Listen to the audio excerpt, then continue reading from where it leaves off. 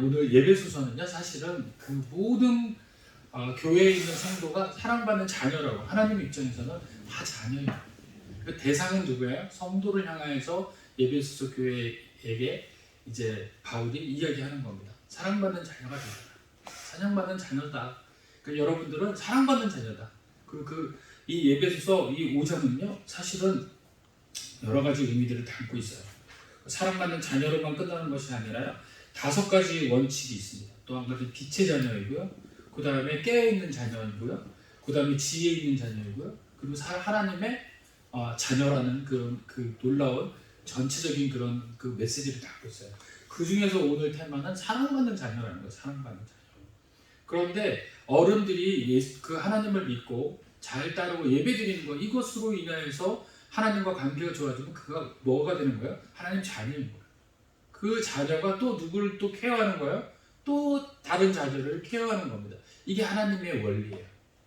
하나님의 자녀된 자들이 하나님의 사랑을 경험하고 그 경험을 통해서 또 자녀를 양육하는 거예요. 아멘. 그런데 하나님의 사랑을 접해보지 못한 사람이 그 아이를 양육할 수가 없어요. 그래서 오늘은요 우리 모두가 자녀인 것 동시에 또 오늘 여기 있는 우리 어린이들에게 특별하게 주님이 주시는 메시지인 줄 믿으시기 바랍니다. 아멘. 자, 오늘 본문에는요 하나님이 자녀로 살게 하라라고 이야기를 하고 있어요. 이 메시지는. 그런데요 이 하나님의 자녀로 살게 하기 위해서는요 먼저 바라보는 관점이 바뀌어져야 돼요. 자, 어린아이의 눈은 보는 대로 따라 행합니다. 어린아이들은요 보는 것에 학습이 굉장히 빠르고 흡수도 굉장히 빠르죠.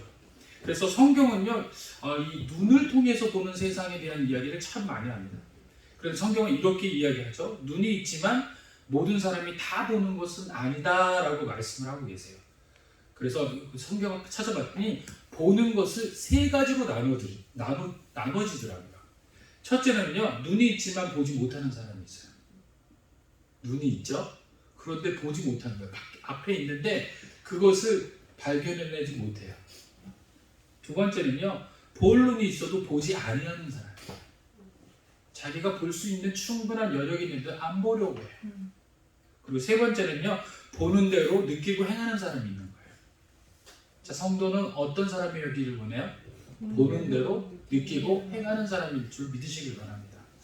자, 보고 있지만 보지 못하는 사람에게 하나님이 어떻게 말씀하냐면요 그들에게는 허락한 눈이 주어지지 않았다 이렇게 말씀하시는 거예요. 믿음의 눈이 주어지지 않았다 이렇게 말씀하는 겁니다. 마가복음 4장 12절에는 이렇게 얘기하고 있어요. 이는 저희로 보기는 보아도 알지 못하며 듣기는 들어도 깨닫지 못하게 하여 돌이켜 죄사함을 얻지 못하게 하려 함이니라. 분명히 봤는데도 불구하고 못 보는 이유가 뭐라고요? 하나님이 보지 못하게 하시는 이유예요. 왜요? 깨닫고 어떻게 하지 못하게 하려고요? 죄사함을 얻지 못하게 하려 하십니다. 죄사함까지 못하게 하시는 거예요. 그러니까 예수님을 봤는데 교회를 봤는데 말씀을 들었는데도 불구하고 내 마음에 교회를 쏠리지 않는다는 것은 정말 충격적인 경우일 수도 있어요. 하나님이 보지 못하게 할 수도 있다는 거예요. 정말 안타깝고 무서운 일인 거죠. 그 이유는 뭐예요? 돌이켜 제사함을 얻지 못하게 하려 하신다라고 이야기하시는 겁니다. 신명기 29장 4절에는 또 이렇게 얘기하고 있어요. 그러나 깨닫는 마음과 보는 눈과 듣는 귀는 오는 날까지 여호와께서 너희에게 주지 아니하셨느니라. 주지 않았다라고 얘기를 합니다. 그러니까 여러분들에게 어느 날 하나님을 믿는 마음이 생겼다는 것은 이게 좋은 거예요, 나쁜 거예요? 엄청난 은혜이고 택하셨다라는 거예요. 이 예배당에 나와서 예배드릴 수 있고 하나님 음성을 들린다라는 그 자체가 여러분들에게 굉장한 은혜인 거예요. 이것을 하나님 뭐라고요? 사랑받는 자녀라고 얘기해요. 들리는 자는 사랑받는 자녀인 거예요. 믿으시길 바랍니다. 이사야 44장 18절에 보니까요. 그들이 알지도 못하고 깨닫지도 못하면 그 눈이 가려워져서 보지 못하여 그 마음이 어두워져서 깨닫지 못합니다. 이렇게 이야기하고 있습니다. 그리고 로마서 11장 8절에는 이렇게 이야기합니다. 기록된 바 하나님이 오는 날까지 저희에게 혼미한 심령과 보지 못한 눈과 듣지 못한 귀를 주셨다 함과 같으니라. 혼미한 심령과 보지 못할 눈과 듣지 못할 귀를 주셨대요. 누구에게요? 이미 심판받은 자들에게. 하나님의 자녀가 아니다라고 낙인 찍힌 사람들에게는 혼미한 마음적이에요. 뚜렷한 마음이 아닌 거예요. 뚜렷하게 하나님을 믿어야겠다 이 마음이 아니에요. 이게 중탕 같은 거예요. 예를 들자면 뜨겁지도 않고 차갑지도 않고 중간 마음. 예배를 드리고도 싶기도 하고 그렇지도 않는 중간 마음. 이 혼미한 거, 모호한 겁니다. 또렷해야지 그것이 자기가 정말 이걸 믿음으로 인해서 자기가 정말 구원받겠다라는 그 명확함이 있어야 믿는 거예요. 여러분들은 뭐예요? 그 명확함이 있는 사람들. 붙잡는 명확함이 있는 거예요. 그런데 혼미한 사람들은요, 이것을 가릴 수가 없어요. 그리고 더 심한 사람들은요, 예수님 앞에 와서 교회에 왔는데도 불구하고 그 혼미한 마음으로 인해서 여전히 우상숭배하는 사람들. 아침에는 주님을 믿고, 저녁에는 법당에 가고, 또 아침에는 예배를 드리고, 저녁에는 또 점을 보러 가고. 이 혼미한 마음, 그것이 바로 주님께서 그들에게 명확함을 주지 않았다는 거. 여러분들, 이것이 어떤 사람이라는 거예요? 눈이 있어도 보지 못하는 사람들의 특징이라는 거예요. 눈이 있어도 보지 못하는 거예요.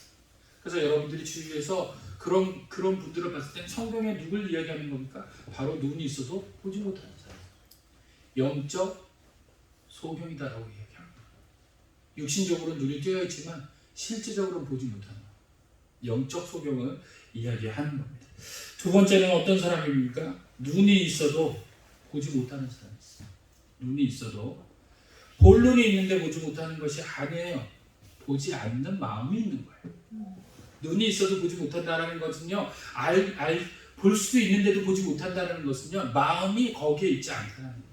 지나친다는 거. 하나님의 말씀이 들려오는데도 불구하고 자기가 선택을 안 하는 거예요. 이것을 어떤 사람이라는 거예요? 눈이 있으나 보지 않으려는 사람이에요. 오늘 이 시간에 귀가 있어도 듣지 않으려는 자 되지 마시기 바랍니다. 눈이 있어도 보지 않으려는 자 되지 마세요. 이것이 더 무서운 사람이에요. 이 진노는요, 엄청난 진노가 있어요. 분명히 하나님이 주셨어요. 눈도 주고 귀도 줬어요. 들려옵니다. 자기가 결단만 하면 돼요. 붙잡기만 하면 돼요. 그리고 자기가 선택만 하면 돼요. 그럼에도 선택하지 않아요. 왜요? 성경에서 그거를 고침받기 싫어서 그렇다는 거예요. 고침받기 싫어서. 하나님으로 인해서, 은혜 받음으로 인해서, 하나님의 말씀으로 인해서 변화된 삶을 두려워하거나 싫은 사람이 바로 그런 성도라는 거예요. 성경이 눈에 보이는데도 눈에 보이는 그 말씀대로 행하지 않으려고 하고, 들려오는데도 불구하고 그 말씀에 그 주옥 같은 말씀을 가려드리려고 하는 사람, 축복의 이야기는 들으려고 하지만 자기에게 그 경책하고 경고하고 이야기하는 그런 이야기에는 귀두르지 않는 사람, 그런 사람이 바로 눈이 있고 보여주기도 하지만 그것을 선택하지 않으려고 하는 사람인 줄 믿으셔야 됩니다. 여러분들의 삶은 그렇게 해서는 안 되는 거예요. 들려오는 대로, 보여지는 대로, 믿어지는 대로 믿는 자들이 되어져야 된다는 것입니다. 이것은요, 정말 하나님께서 우리들에게 주시는 그런 특별한 사랑입니다. 예배 가운데 말씀에 집중만 하게 된다면 얻어지는 것을 집중하지 못해서 놓쳐진다는 것은 이거는 정말 우리들의 실수인 거예요. 그러나 여러분들은 오늘 이 시간 여러분들의 마음과 또 영적인 눈들을 여러분들 한 곳으로 모아서 주님의 말씀한 것을 온전히 듣게 되면요, 오해하지 않을 수 있어요. 말씀의 오해가 되지 않는다는 겁니다. 말씀의 은혜가 나에게 어떤 위로를 주는지를 명확하게 알게 되면요, 모든 믿음 가운데서 기다려질 수가 있다는 거예요. 모든 믿음 가운데서요, 행위로 옮겨갈 수 있다는 겁니다. 하나님은요, 사랑받는 자녀에게 주시고자 하는 것들이 분명하고 명확하다는 겁니다. 근데 그 분명하고 명확한 것을 우리의 나름대로의 판단과 기준으로 불명확한 것으로 만들어버리는 경우가 많다는 것이죠. 여러분들, 오늘 분명히 하나님께서 우리들에게 좀 더 명확한 것을 전달하고 계세요. 우리가 집중만 하면, 우리가 보기만을 원하면 그것을 붙잡고 또 우리가 취하게 되는 역사가 일어날 줄 믿으시기 바랍니다. 그것이 뭐냐면 보는 대로 행하는 자예요. 그 보는 대로 행하는 자가 성경에서는 누구를 이야기합니까? 마가복음에 바디메오를 이야기하고 있어요. 바디메오는요, 영적인 눈이, 육신적인 눈이 가려진 사람입니다. 그런데요, 그 사람은 또 한 가지 뭘 가지고 있었냐면 거지라는 신분을 가지고 있었어요. 이 거지라는 신분은요, 이스라엘 민족들에게 대대로 그들에게 전승, 거지이거나 또 눈이 안 좋은 사람들, 그 눈을 보지 못하는 이 맹인들에게 특별히 주어지는 그 직분이 뭐냐면 거지였어요. 아무것도 행할 수 없으니까 이 사람들은 성전 미문 앞에서 그렇게 이제 그 구걸을 할 수 있는 기회를 준 거예요. 국가적으로. 그래서 이 사람들이 뭘 입어요? 그 거지라는 옷을 딱 입어야 돼요. 그리고 거기에서 그 옷을 보면은 저 사람은 맹인이고 또 신분이 구걸하는 사람이라는 걸 알게 되죠. 그걸 지나가면서 그 사람들에게 공식적으로 돈을 줄 수도 있는 거예요. 그런 신분을 가지고 있습니다. 그런데 오늘 예수님이 그곳에 지나가셨는데 바리메오가 소리를 지르는 겁니다. 다윗의 자손 예수여, 나를 불쌍히 여기소서. 응? 저의 눈을 뜨게 해달라고 소리를 지르는 거예요. 응? 이 바리메오는요, 예수님이 지나가는 그 예수님이 가지고 있는 물질적인 것에 집중한 것이 아니에요. 어떤 것에 집중했을까요? 바로 본질적인 것, 자기를 낫게 할 수 있다는 것에 집중을 합니다. 그랬더니 많은 사람들이요, 이 바리메오를 예수님 앞에 못 가게 하려고 방어를 합니다. 응? 조용히 하라고 이야기하고, 잠잠하라고 이야기하는 겁니다. 그러면 그럴수록 이 바리메오는 어때요? 다윗의 자손 예수여, 나를 불쌍히 여겨주소서, 나를 구원하여 주시옵소서 소리를 지르는 거예요. 자, 육신적으로 눈에 보여요, 안 보여요? 안 보여요, 안 보여요. 그러나 영적으로는 그분이 나를 구원해 주셨다는 걸 명확히 보는 자입니다. 많은 사람들은 육신적으로 눈으로 보였지만 영적인 예수님을 알아보지 못했지만, 그래서 바디메오를 잠잠하라, 너의 모든 것을 해결해 줄 수 없어라고 이야기하지만요, 이 바디메오는 알게 된 거예요. 영적으로 명확하게 보는 겁니다. 주님만이 나를 해결해 줄 수 있다는 거예요. 성도 여러분, 오늘 우리는요, 우리의 모든 것을 주님에게 걸어야 돼요. 어렴풋이 걸든지, 아니면 거는 것도 안 거는 것도 아닌 그런 상태에서 주님을 믿는다든지 하면 우리 삶 가운데서 뭔가 일어나지 않습니다. 명확하게 주님에게 모든 걸 걸어야 돼요. 예수님에게 걸어야 돼요. 예수님이 그것 때문에 오신 거거든요. 여러분들이 예수님을 그것이라고 나의 모든 인생을 해결해 주실 뿐이라고 믿으면 여러분들이 인생이 구원받지만, 그것이 아닌 내가 해결할 수도 있는데, 또는 우리 주위가 해결할 수 있는데, 모든 것을 해결할 수 있는데 단지 나에게 수단이 없어서, 기회가 없어서 어려운 거니 그 수단과 기회만 주시면 돼요 라고 해서는 나의 본질적인 삶의 모든 것이 변화되지 않는다는 거예요.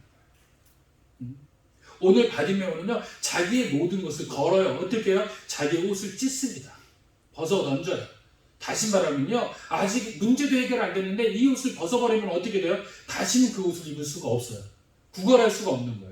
만약에 눈이 고쳐지지 않으면 이제 평생 그 사람은 버려지거나 굶어 죽거나 구걸할 수 없는 사건이 생기는 겁니다. 그런데 어때요? 바디메오가 자기 옷을 벗어 던지고 예수님에게 달려갑니다. 예수님이 모르셔서, 예수님이 먼저 찾아오셔서 바디메오를 살릴 수도 있고 치료해 줄 수 있고 이렇게 세울 수도 있고 해결해 줄 수도 있는데도 불구하고 왜 예수님은 계시다가 바디메오의 그 모든 것을 보시고 난 다음에 바디메오가 달려온 이후에 그 바디메오를 해결해 줬을까요? 그것은요, 바로 우리의 믿음이 먼저 그렇게 되어야 된다는 거예요. 우리가 먼저 주님을 찾아야 된다는 겁니다. 우리의 믿음으로 붙잡아야 돼요. 그래야지 그 믿음을 통해서 우리가 해결받을 수 있다는 거예요. 그러고 난 다음에 주님이 해결해 주시고 뭐라고 그래요? 너의 믿음이 너를 구원했다라고 얘기하는 겁니다. 이게 바로 뭐 합니까? 보려고 하는 자예요. 보려고 하는 자의 원칙은요, 내가 볼 수 없다라는 걸 아는 자라는 거예요. 내가 할 수 없다라는 걸 깨닫는 자라는 겁니다. 오늘 성도는요, 이 인생에 가서 내가 할 수 없다는 걸 명확히 아는 사람이어야 돼요. 그래야지만 주님께서 우리 삶 가운데서 할 수 없음을 하게끔 도와줄 줄 믿으시기 바랍니다. 자기가 한다라고 애쓰고 노력하면요, 할 수가 없어요. 우리 집에 아기가 왔거든요. 한 달 동안 있는 거예요. 근데 이 아이가 자기가 하려고 하잖아요. 그러면 부모가 도와줄 수가 없어요. 얘가 버티니까. 얘 힘을 빼야지만 그 다음에 부모가 해줄 수 있는데, 이 아이가 막 힘을 줄 때는 부모도 이 아이를 내비둬요.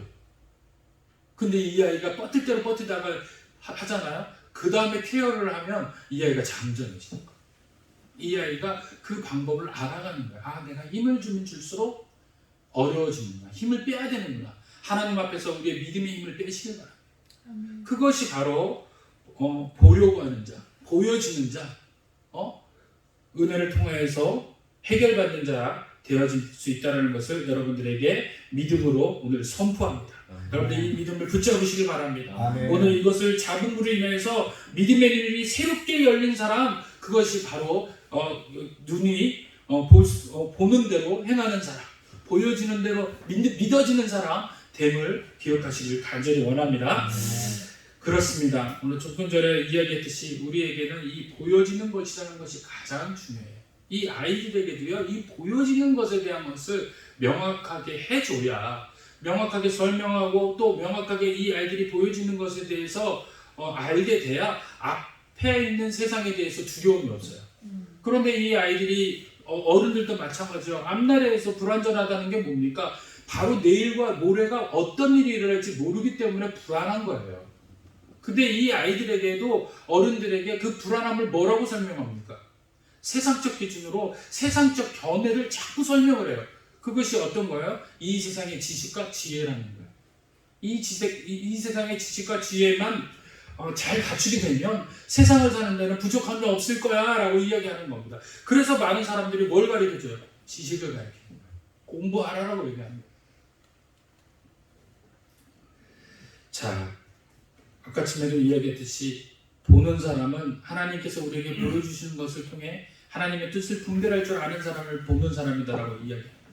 육신을 통해 보여지는 현상을 영적 해석하는 능력을 말하는 것인데, 육신적으로 보여지는 것이 영적으로 해석되어져 버리면 이것이 온전하게 하나님의 은혜로 알게 되고 깨닫게 되는 거예요. 이것이 하나님이 말하는 보여지는 거다라고 이야기를 하는 겁니다. 그런데요, 영적으로 깨닫지 못하고 육신적으로만 깨달아지는 거예요. 이게 뭐예요? 세상의 지식이에요. 영적으로 해석이 불가합니다. 하나님의 놀라운 성령의 은혜가 아니면 영적으로 이 모든 것이 해석당하지는 못해요. 그러니까 육신적인 일로만 치우치는 거예요. 그러니 곤고해지고요, 어려워지고요, 그것이 맞는 것 같음에도 불구하고 다른 케이스가 또 생기는 거예요. 어려운 일이 또 생기는 겁니다. 완전하게 해결되지 못하는 거예요. 왜요? 영적으로 해석되어지지 못했기 때문에 그렇습니다.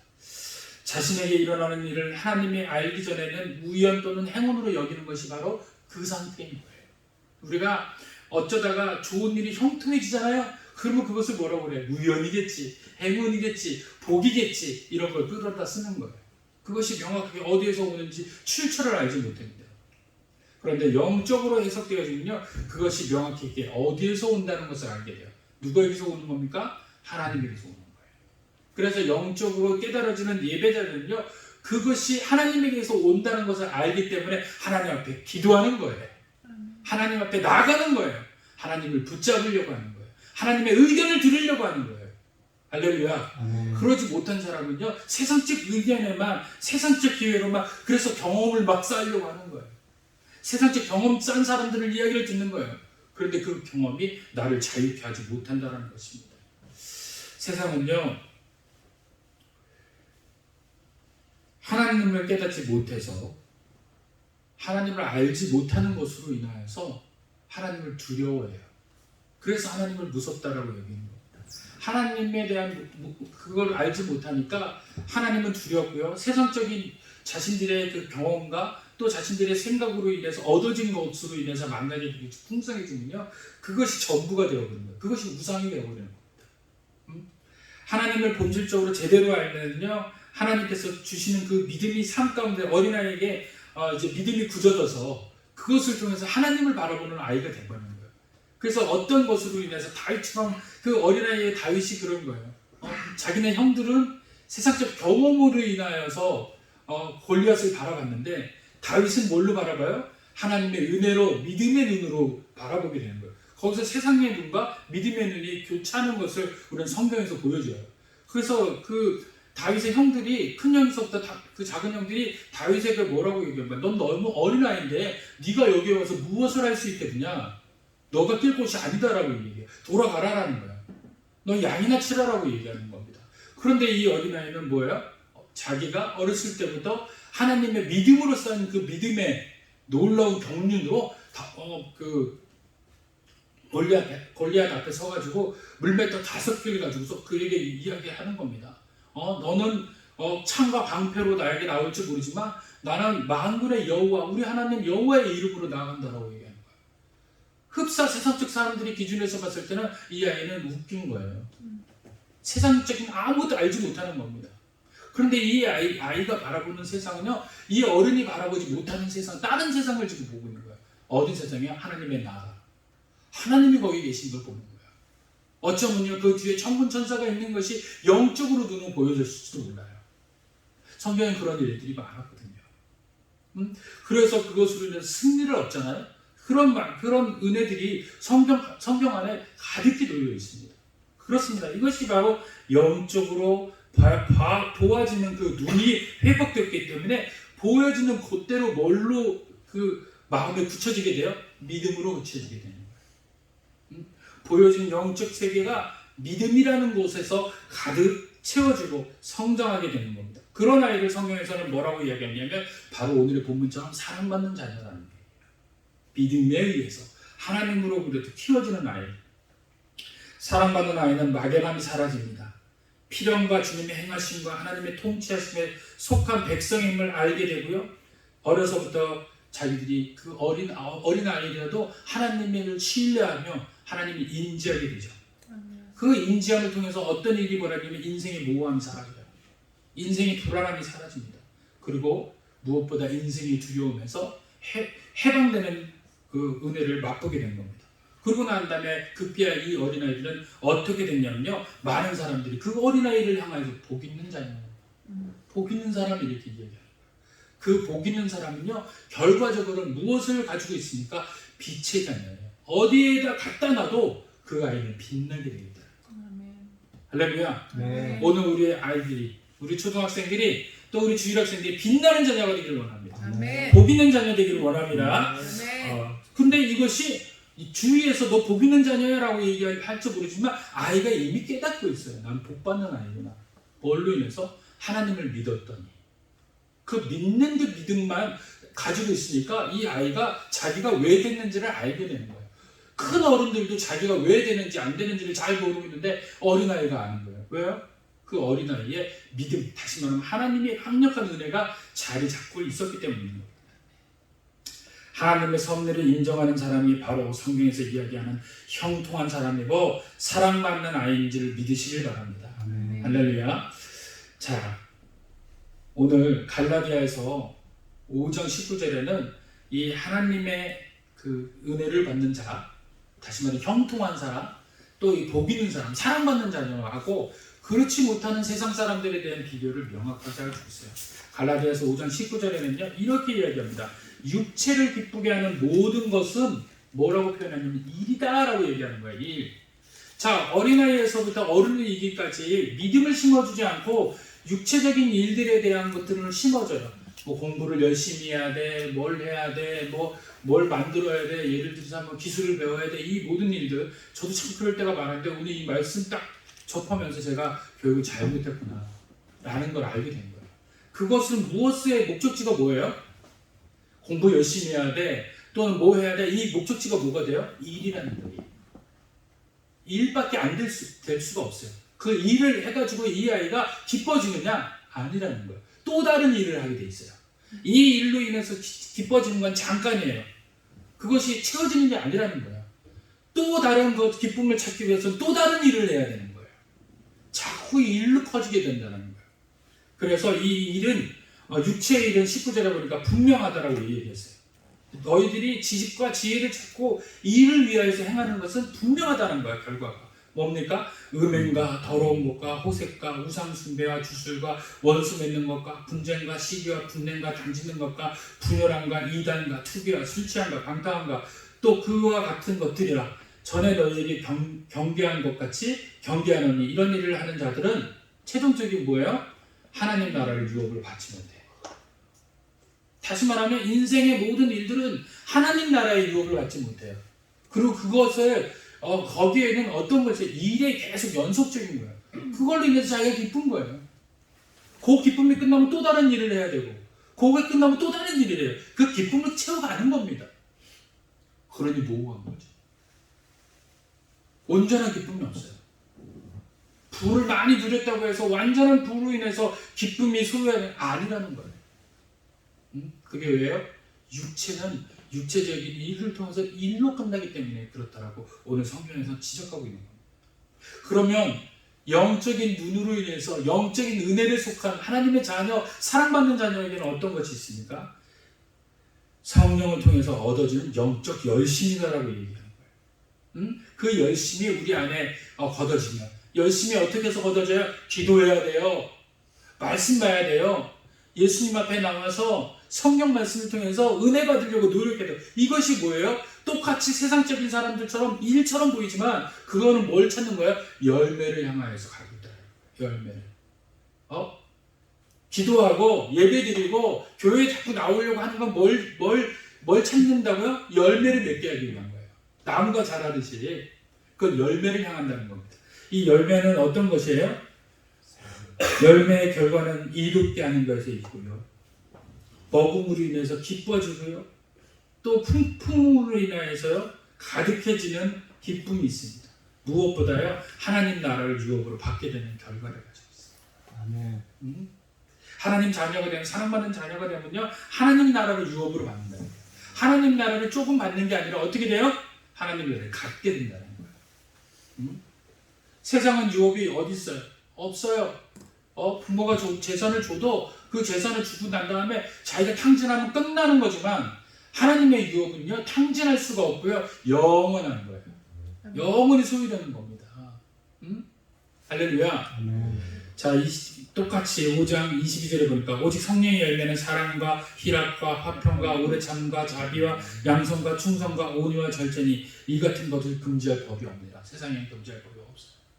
자, 여러분들 위해서는 음행과 더러운 것과 나쁜 것이죠. 듣기만 해도 기분 나쁘고 그것이 내 삶에 있는다라고 정말 싫어질 것 같은데 하나님의 성령의 열매는 뭐예요? 갖고 싶은 거예요. 사랑과 희락과 화평과 오래 참과 자비와 양성과 충성과 온유와 절제. 그쵸? 예수를 믿으면 그것을 다 어떻게 했다고요? 그 정욕과 탐심을 십자가에 못 박혀, 예수님이 못 박힐 때 같이 못 박혔기 때문에 우리가 은혜로 그것을 감사함으로 여겨줄 수 있는 것입니다. 할렐루야. 오늘 이것을 우리 자녀들에게 갖게 하셔야 돼요. 자, 그렇다면 결론입니다. 우리 자녀에게 어떻게 해야지 하나 사랑받는 자녀로 살게 할 수 있을까요? 이것이 중요해요. 그렇죠? 첫째는요, 자녀에게 먼저 하나님을 알게 하십시오. 하나님을 알게 하셔야 돼요.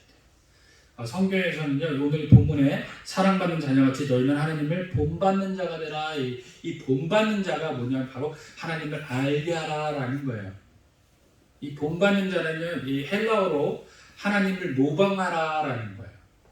그리고 하나님을 추종하라, 모방하라는 것은 뭐냐면 하나님이 하시는 일을 똑같이 행하려고 하는, 어린아이의 가장 습성은 뭐예요? 모방이에요. 모방. 어린아이는 모방합니다. 그리고 아버지를 추종해요. 엄마를 추종해요. 바로 추종자로 만들어라는 거예요. 하나님. 하나님의 속성을 그대로 모방하는 자가 되어야 된다는 겁니다.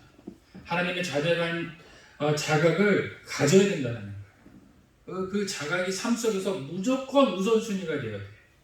그렇게 됐을 때 하나님의 자녀가 되는 그 권세를 스스로가 깨닫게 되는 겁니다. 1380년에 토마스 아컴피스라는 사람이 책을 냈는데, 토마스 아컴피스는 어떤 책이냐면 그리스도를 본받아, 굉장히 유명한 서적이에요. 신앙서적으로 책을 냈어요. 이 책은 600여 년이 지난 지금도 고전 중에 고전으로 성경 다음으로 많이 읽혀진 책입니다. 이 책을 쓰던 시대적 배경은 100년 전쟁과 유럽을 휩쓸고 지나간 무성 흑사병으로 수많은 사람이 죽어가던 절망과 좌절이 암흑 시대였습니다.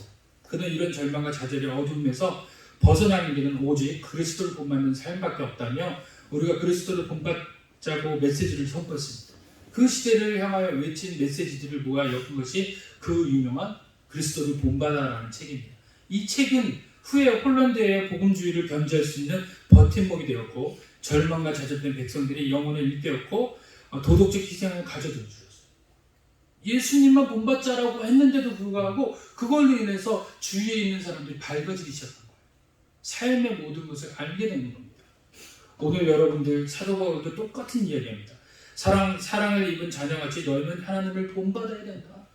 그래서 오늘 우리는 우리 자녀들에게 하나님을 본받는 자녀들이 될 수 있도록 여러분들이 함께 힘써야 돼요. 하나님을 본받는 자녀들은 제일 먼저 해야 되는 게 뭡니까? 하나님과 언제나 함께 하시는 분이다라는 것을 알려주셔야 돼요. 아이들이 하나님이 언제나 내 삶 가운데서 역사하시고 동행하신다라는 것을 깨닫게 해줘야 돼요. 그것은 교회에 나와서 말씀으로 인해서 이 아이를 양육하는 방법밖에 없습니다. 자꾸 말씀을 들려줘야 돼요. 그리고 세 번째는 하나님은 협력해서 선을 이루시는 분이다. 협력의 선이라는 건 뭐냐면요, 너와 하나님과 연합해서 너의 인생을 만들어가는 분이다. 부모는요 매일 이 자녀들을 케어할 수가 없어요. 그러나 24시간 늘 지켜보시는 분이 누구예요? 바로 하나님이에요. 그 하나님과 함께 하셔야 된다는 거예요. 이 아이들이 어떨 때 그 하나님과 함께함을 경험합니까? 학교에서 제일 난감할 때 많은 친구들이 또 인간관계를 통해서 아이들의 어렵게 되어지는 그런 상황들, 그럴 때 하나님을 의지하게끔 만들어줘야 돼요. 어려워진 일이 있니? 그럴 때 하나님을 한번 외쳐봐. 하나님 앞에 기도해봐. 그럼 하나님이 너와 함께 하심을 알게 될 거야. 그러고 난 다음에 그 힘으로 그 모든 것들이 이겨나갈 수 있도록 이 아이들에게 알려줘야 돼요. 근데 요즘 세상은요, 어떤 거냐면 그런 일이 있으면 부모한테 전화하라고 해요. 부모는 멀리 있는데도 불구하고 부모가 해결해 줄 수가 없습니다. 또 부모가 뭐 어떤 거는 해결해 줄 수 있지만 해결해 줄 수 없는 것들이 더 많아요. 해결해 줄 수 있는 분에게 의뢰하는 게 훨씬 빠르다. 아멘. 있습니까? 네. 그렇게 해서 이 아이들이 협력해서 나와 하나님과 협력에 의해서 이 모든 일들을 해나가는구나, 이겨나가는구나 라는 것을 알게 하고, 어렸을 때부터 이 아이들에게도 닥쳐올 그 어려운 일들 중에서도 그 고단함들을 하나님과 연합으로 이겨나갈 수 있다는 믿음과 신뢰를 만들어 주셔야 돼요. 그것이 부모의 권고와 기도와 또 하나님 앞에 예배드리는 그 모습을 보고 이 아이들이 배우게 될 줄 믿으시길 바랍니다. 그리고 하나님은 인생을 이끌어가는 분들이라는 걸 알게 해주셔야 돼요. 부모가 돌아가게 되면, 또 부모의 앞에 있는 모든 일들을 적어가게 되면 창조자 하나님께서, 너를 만드신 분께서 너와 함께 하실 것이라는 걸 이해시켜줘야 되는 겁니다. 그리고 하나님은 피난처가 되신다는 거, 그리고 안식처라는 것을 이 아이에게 알려주셔야 돼요. 하나님은 반드시 너희 마음에 위로자 되시며 또 너희에게 또 은혜 되시는 그분이시라는 것을 반드시 알려주시는 여러분들이 되시기를 간절히 원합니다. 그리고 하나님은 기도에 응답하시는 분이라는 거예요. 그냥 하는 분이 아니라는 거예요. 응답의 중요성을 알려줘야 되는 겁니다. 그래서 이 아이들이요, 그냥 응답하지 않는 그런 삶을 사는 것이 아니라 하나님을 통하여서 응답에 대한 메시지를 이 아이들이 알게 돼야 돼요. 그 응답을 한두 번 경험하잖아요. 그러면 하나님 신뢰하게 되는 겁니다. 그런데 그 응답을 어떻게 받을 수 있는지 방법을 안 가르쳐 주잖아요. 그러면 응답에 대한 메시지를 모르기 때문에 세상을 그 처음 말씀드린 것처럼 잃어버린 자처럼 살아가게 된다는 거예요. 응답받는 자녀 되게끔 기도하며 함께 기도해서 세워주는 여러분들이 되시길 간절히 축원드립니다. 얼마 전에요, 졸피뎀이라는 그 수면제에 대한 이야기를 제가 보고 깜짝 놀랐어요. 졸피뎀이라는 걸 봤더니만요, 이 졸피뎀은요 역설적인 탈억제를 한대요. 예를 들자면 약을 먹으면 해서 안정화돼야 되는데 오히려 반대가 되는 거예요. 다른 부분이 고장이 나는 거예요. 되게 무섭더라고요. 그래서 그 TV를 봤는데 두 여자 자매를 실험을 한 거예요. 이 실험을 했는데 이 졸피뎀을 복용을 한 거예요. 그런데 1년, 2년인가 3년을 졸피뎀을 먹었대요. 그런데 이분이 자기가 이 졸피뎀을 먹으면 잔다라는 거예요. 근데 알고 봤더니 잤을까요, 안 잤을까요? 못 자고 있어. 카메라를 설치했는데 이 사람은 잔다라고 생각을 한 거예요. 그러니까 다시 말하면 이 약이 뇌를 장악해서 다른 일을 시키는 거예요. 그러니까 이 사람은 무의식 중에서 자기는 자고 있는 거고 뇌는 일을 하고 있는 거예요. 되게 무서워. 자신감이 생긴다는 거예요. 그게 탈억제인 거예요. 다른 것에 대한 자신감이 생기는 거예요. 하지 말아야 되는데 거기에 자신감이 생겨요. 누가 하는 거예요? 사탄이 하는 거예요. 여러분, 굉장히 중요한 거예요. 요즘에 젊은이들이요, 자신이 어떻게 살아나가는 방향타가 없어서 뭔가를 의지해야 되는데 용감한 그 마음도 없고 또 어때요? 이겨나가려는 의지도 없고 세상이 무서운 두려움들이 왔을 때 그것에 대한 부딪히려는 그런 결정적인 그런 마음도 없어요. 그래서 어떤 일들이 벌어져요? 피하려고 하는 거예요. 그 피하려고 도피하려고 하는 그것이 뭐예요? 약물에 의존하는 거예요. 요즘 친구들이 왜 약물에 의존하냐면요, 앞에 달려오는 그 무섭게 달려오는 그 속도로 달려오는 인생이라는 그 어려움들이 오니까 감당이 안 되는 거예요. 그도 그럴 것이 어렸을 때부터 그 모든 것을 누가 다 해결해줘요? 부모가 해결해줘요. 응? 너는 괜찮아. 아빠가 다 해결해줄게. 엄마가 해결해줄게. 그러고 난 다음에 그 모든 일들이 부모가 다 해결해. 그 어렸을 때 느껴야 되고 고민해야 되고 그것을 맞닥뜨려야 되는 그런 것들을 다 부모가 해줘버리니까 이 아이들은 그걸 다 패스한 거예요. 프리패스한 거예요. 그러다 보니까 막상 그 어려움들이 오면 이 아이는 그것이 그 나이가 됐음에도 충분히 넘어설 수 있는 나이가 됐음에도 불구하고 그것을 어려워하는 거예요. 그러니까 그걸 뭘로 해? 약물로 의존하는 거예요. 그래 지금 이게 공부를 하면서 다른 방법을 찾아가지고 잠을 쳐야 되는데 그걸 못하니까 뭐야? 약물에 자기의 의지가 약한 거에 약물로 자꾸 의지합니다. 말씀을 그런데 성경 그 예배 드리는 자는 뭘로 통해서 그걸 해결해야 돼? 말씀으로 해결해야 돼. 기도함으로 해결해야 돼. 하나님 저에게 이 말씀을 통해서 또 하나님 함께 하심을 통해서 하나님을 의지함으로 해서 믿음의 모든 것을 하나님 쪽으로 돌려야 돼. 그래서 성장해야 돼요.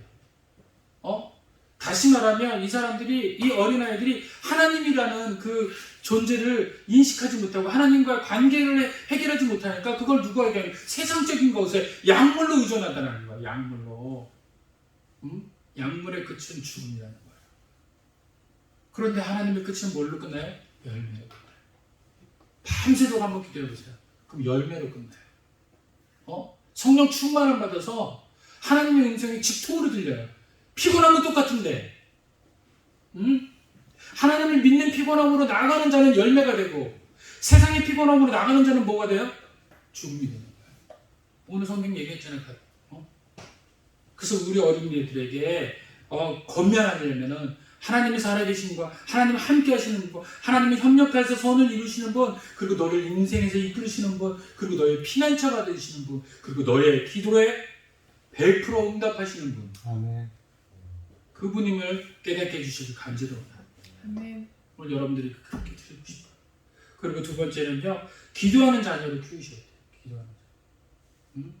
제가 조금 전에 그 하나님을 아는 자녀를 키우십시오. 거기에 5가지를 준 거고, 요거 이제 큰 두 번째는요, 기도하는 자녀를 키우는 거예요.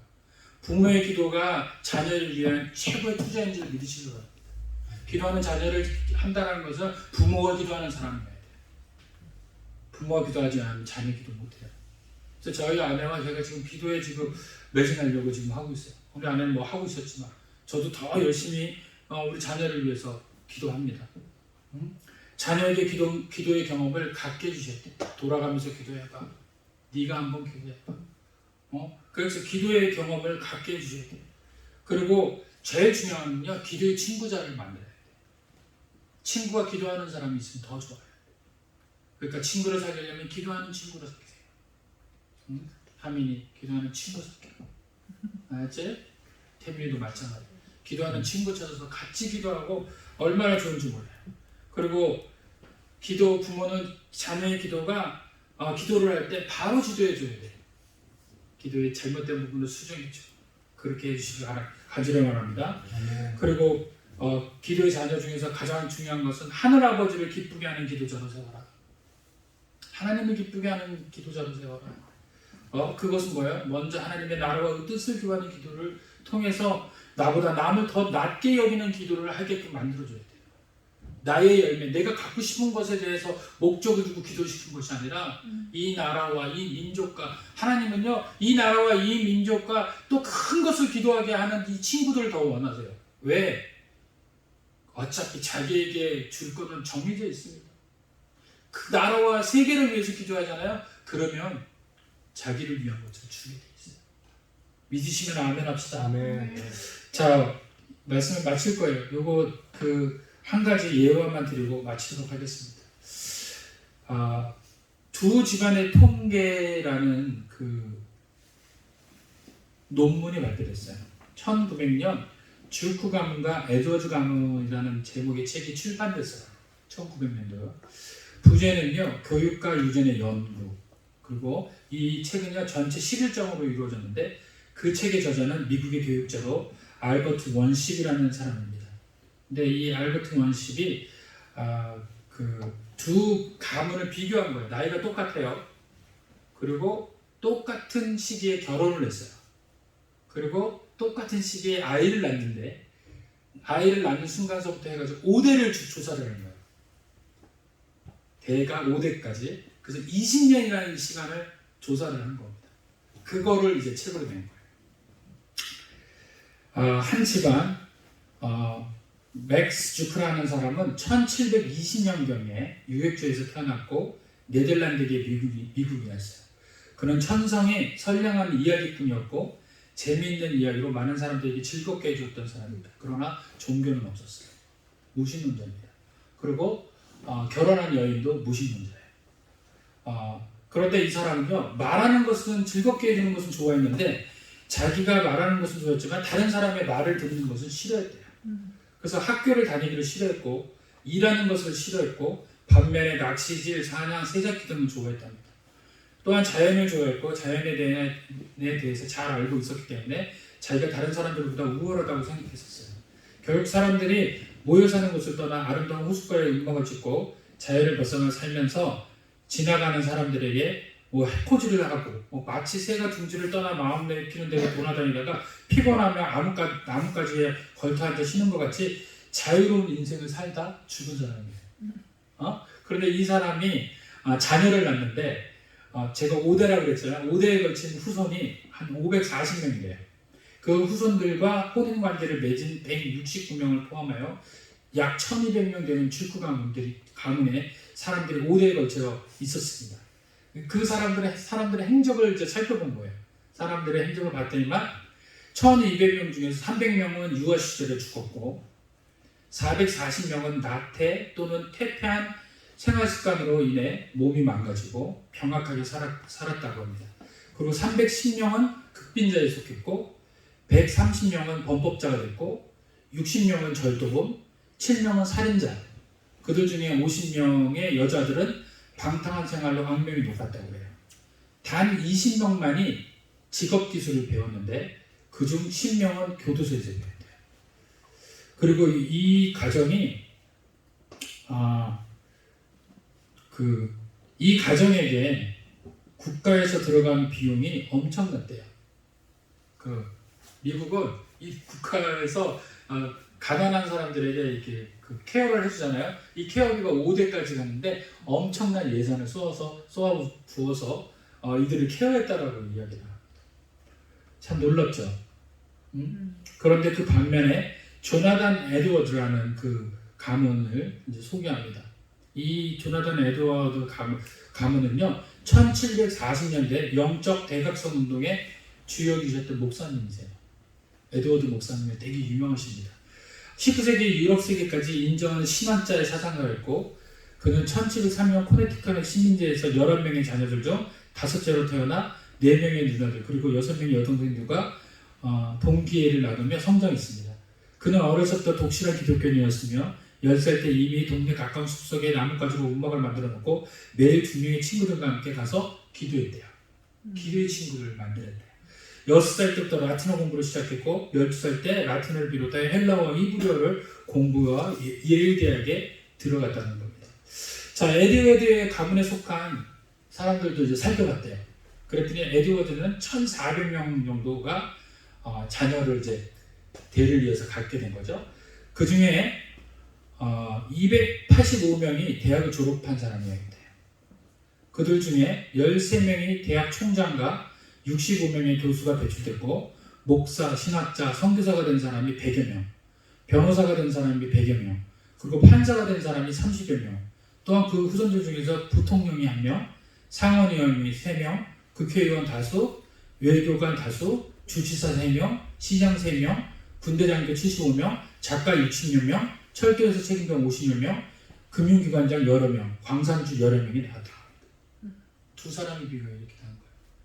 이거는 특별히 어떤 기독교인이라고 해서 그런 게 아니라 종교를 가진 사람과 종교를 가지지 못한 사람을 갖다 놓은 겁니다. 틀리더랍니다. 하나님이 이렇게 하나님의 자녀를 사랑받는 자녀로 주님께서 책임지고 키우신다고 믿으시길 바랍니다. 분명히 이 목사님, 에드워드 목사님도 영적 각성될 때 엄청난 어려움들이 있었을 거예요. 고난도 있었을 거예요. 역경도 있었을 거예요. 그런데 그 고난과 역경에서 무엇을 바라봅니까? 하나님만 바라보고 그 모든 것에 주님께서 반드시 열매 주신다는 것을 알고 열매를 향하여 나갔기 때문에 이 가정은 변화된 가정이 됩니다.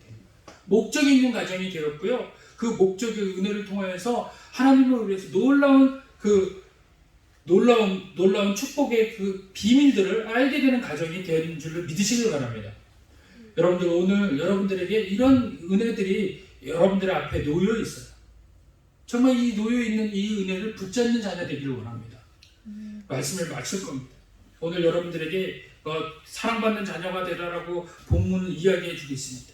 사랑받는 자녀는 어떻게 되는 겁니까? 바로 하나님을 본받는 자녀가 되어야 되고, 2절에 보니까 그리스도께서 너희를 사랑하는 것 같이 너희도 어떻게 해야 된다고요? 사랑 가운데 행하라.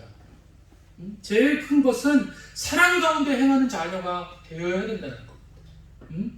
그리스도께서 너희를 아신 것 같이 너희도 사랑 가운데 행하라는 것은 추상적인 사랑을 이야기하는 것이 아닙니다. 사랑은 이론이 아닌 것이 아니에요. 사랑은 살아있는 것이고 예수 그리스도께서 우리들에게 보여준 그 사랑, 적극적인 사랑에 대응하는 겁니다. 사랑은 무엇이라고 여기 표현하고 써 있어요? 자신을 버리사 향기로운 젊음과 신경을 하나님께 드렸느니라. 바로 이 어린아이들이 자신을 버릴 줄 아는 거, 자신을 위해서 남을 더 이롭게 여길 수 있는 마음으로 살게 된다는 거, 이것을 깨닫게 되잖아요. 그럼 이 세상을 완전히 변하게 될 거예요. 아멘. 오늘 우리 아이들이 자기밖에 모르는 세상이 아니라 타인을 먼저 사랑할 줄 아는 세상, 타인을 염려할 줄 아는 세상, 이 지구를 걱정하는 세상이 되잖아요. 그러면 이 아이들이 미래에 대한 염려와 걱정이 사라질 겁니다. 왜요? 그 걱정과 염려는 이미 타인의 염려와 걱정이 되어 있기 때문에 그 염려와 걱정은 그 타인을 이롭게 함으로 인해서 자신이 이롭게 된다는 것을 알게 되는 역사가 뒤따라오게 된다는 겁니다. 할렐루야. 오늘 우리 이 세대가 다음 세대를 걱정하는데요. 이 다음 세대는 제일 먼저 해야 될 것이 뭐냐면 타인에 대한 사랑을 배려할 줄 아는 마음들을 키워야 되는 겁니다. 주님이 우리를 위해서 입적에 못 박여 주신 것처럼 우리도 타인을 위해서 행위와 열심으로 인해서 사랑을 선포하는 것, 이것이 교회를 통해서 할 수 있다는 걸 잊으시면 안 돼요. 2023년 어린이 주일을 맞이하는 우리 성도 여러분, 하나님의 자녀는 바로 여러분과 저입니다. 바로 저와 여러분이 바로 하나님의 사랑받는 자녀입니다. 우리가 잘하면 우리의 다음 세대 자녀들이 똑같은 걸 배우게 되어 있습니다. 우리가 기도하고 우리가 말씀 보고 또 사랑으로 많은 영혼들을 케어할 수 있는 그 열심을 가진다면 분명 우리 어린아이에게도 굉장히 귀한 열심의 비밀들이 정말 삶의 비밀로, 회복되는 비밀로 이 삶의 어린이들을 이끌고 갈 줄로 믿으시길 바랍니다. 오늘 이 말씀을 통해서 결단하시고 또 오늘 듣는 이 친구들이 기도와 또 하나님 앞에 열심으로 하나님 아는 것으로 채워나가는 믿음이 될 수 있도록 성도 여러분을 격려해 주시고 칭찬해 주시고 또 함께 해 주시기를 간절히 축원드립니다. 기도하겠습니다.